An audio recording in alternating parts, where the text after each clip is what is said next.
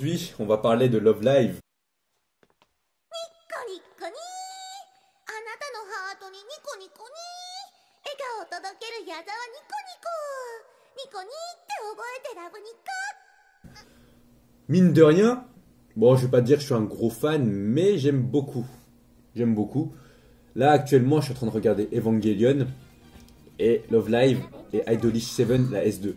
Donc Love Live S3, donc avec Love Live Nijigasaki, donc Love Live troisième version si vous voulez. Idolish 7, la seconde saison, et Evangelion. Et pour tout vous dire, je préfère Love Live et Idolish 7 à Evangelion pour l'instant. Est-ce que mes goûts c'est de la merde? Est-ce que Evangelion c'est de la merde? Je vais pas m'aventurer là-dedans. Ça c'est juste mes goûts personnels. Mais franchement, Evangelion, j'ai pas la passion. J'ai pas la passion. Bon, j'aime bien quand même. Hein. Évidemment, l'opening Zangoku na Thesis est extrêmement connu. L'opening le plus connu de l'histoire de l'animation japonaise. Bon, après, peut-être que je dis de la merde. Mais c'est peut-être un des openings les plus connus, je pense. Chanter en tout cas le plus au karaoké. Là je dis ça au pif sans aucune source. Ça je dis ça juste comme ça, à l'instinct. Et donc ouais, je voulais parler de Love Live Nijigasaki qui est donc la troisième génération de Love Live. Ouais, il y a mes voisins, ils font du bruit, désolé. Donc Love Live, c'est la troisième génération comme je l'ai dit. Il y a eu la première génération avec Aquars. Non, avec Muse, qu'est-ce que je raconte? Avec Muse. Après, il y a eu la seconde génération avec Aquars, et là, nous avons la troisième génération avec Nijigasaki. La particularité de cette troisième génération, donc de l'animé, c'est que, à chaque épisode, les idoles, donc les héroïnes, chaque héroïne a un solo à la fin de l'épisode, un solo par rapport à ses problèmes personnels, par rapport à sa situation, et pourquoi en fait elle veut devenir une idole, on va dire. Et ça, je trouve ça très très bien, je trouve ça ultra stylé. Dans le sens que ça permet de creuser, en fait, de s'intéresser vraiment aux personnages, à chaque personnage.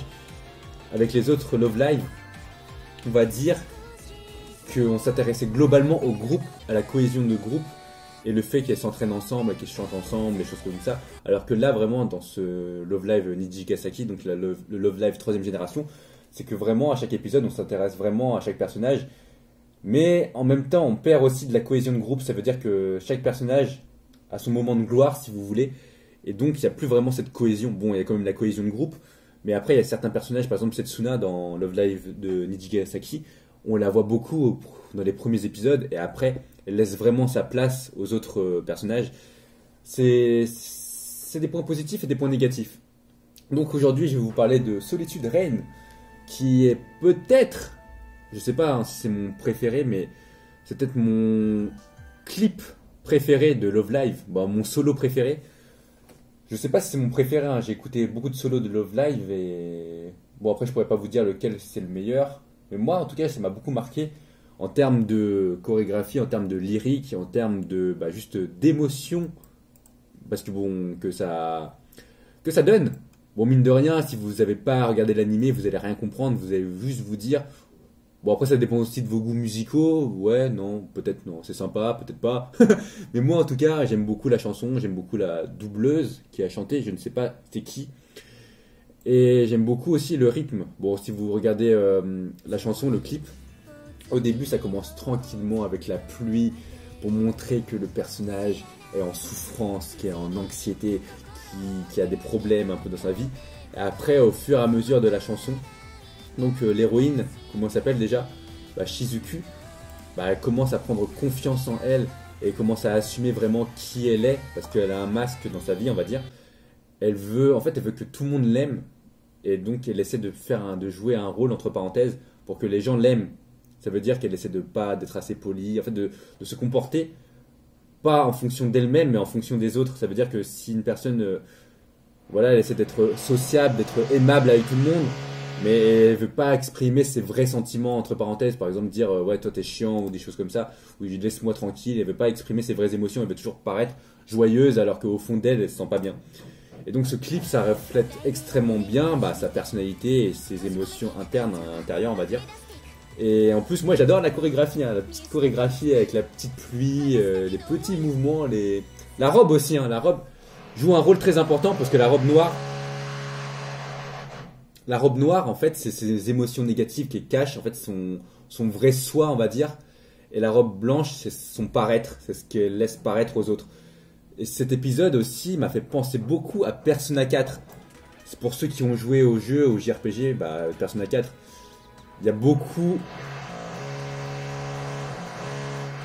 Persona 4, il y a beaucoup ce sentiment, en fait, de cacher sa vraie personnalité pour se conformer à la société, parce qu'on ne peut pas assumer qui l'on est, parce que si, par exemple, on dit qu'on est jaloux, les gens vont mal réagir. Si on dit par exemple que voilà, je suis une fille, alors que je vais pas trop spoiler, mais par exemple si on dit ouais, j'aime les mecs alors qu'on est un mec, voilà, on va être mal vu par la société, donc on essaie de cacher un petit peu. Après le Persona 4 c'est en mode ouais, t'es pas moi, bon il y a les shadows et tout, bon je vais pas tout spoiler, mais en fait ça m'a fait penser beaucoup à Persona 4. D'ailleurs j'avais vu dans les commentaires sur le site où je regardais les animés, après il y avait un mec qui avait dit ah, ça me fait penser à Persona 4, donc j'étais pas le seul.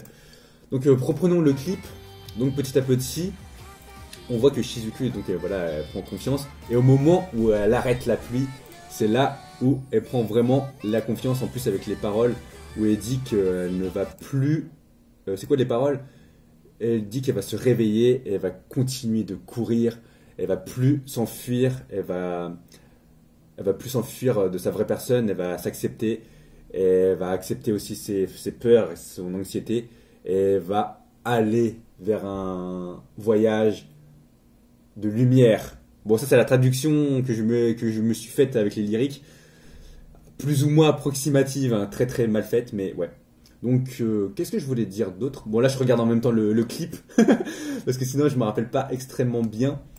Donc ouais, après un moment où elle stoppe la pluie, c'est là vraiment elle se sent vraiment elle-même, et elle peut vraiment exprimer ses émotions. Et c'est ça qui est fort, c'est que ouais, ça en fait juste avec 1 minute 30, on peut retracer, entre parenthèses, juste l'épisode, même son histoire. Après, bon, là, je vous la raconte un petit peu de mon point de vue. Et à la fin, voilà, on voit le soleil et on voit qu'elle regarde. Il y a le petit oiseau qui vole, qui veut dire va, déploie tes ailes, va voyager à travers le monde, montre qui tu es. Bon, j'interprète, hein, l'interprétation et, et c'est juste moi. Et après, voilà, elle remet la couleur aussi au monde pour dire qu'elle a accepté et que voilà, elle peut être elle-même et qu'elle n'a plus besoin de se cacher à travers la pluie et les ombres. C'est pour ça que moi je trouve que c'est très symbolique, hein, la Love Live.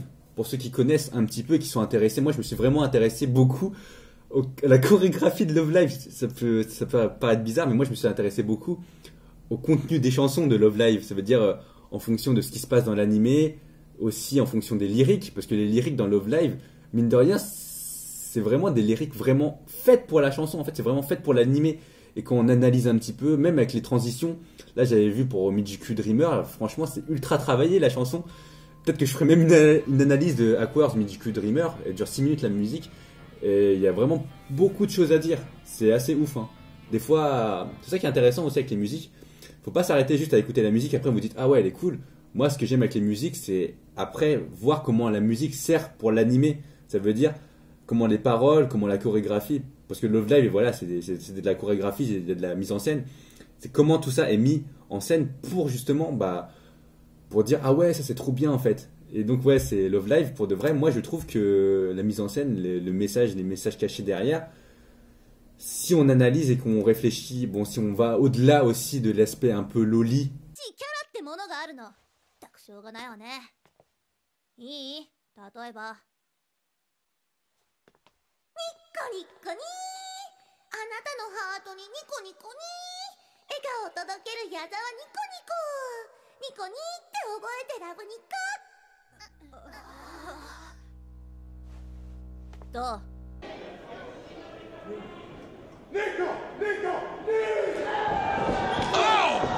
Parce que pour les premiers Love Live avec Muse, les filles, bon, elles paraissent un peu jeunes, mais c'est des lycéennes, quoi. Donc ouais, donc si on passe un peu ce cap, on va dire, ce mur, on se rend compte que ouais, c'est plus profond que ça en a l'air. Après voilà, je suranalyse pour pour faire genre, c'est trop bien. Et donc ouais, on va s'arrêter sur cette petite analyse de Solitude Reign je sais, faudrait vraiment que je travaille mes vidéos, mais ouais, donc voilà. Donc on va s'arrêter là. Allez, je vous dis salut.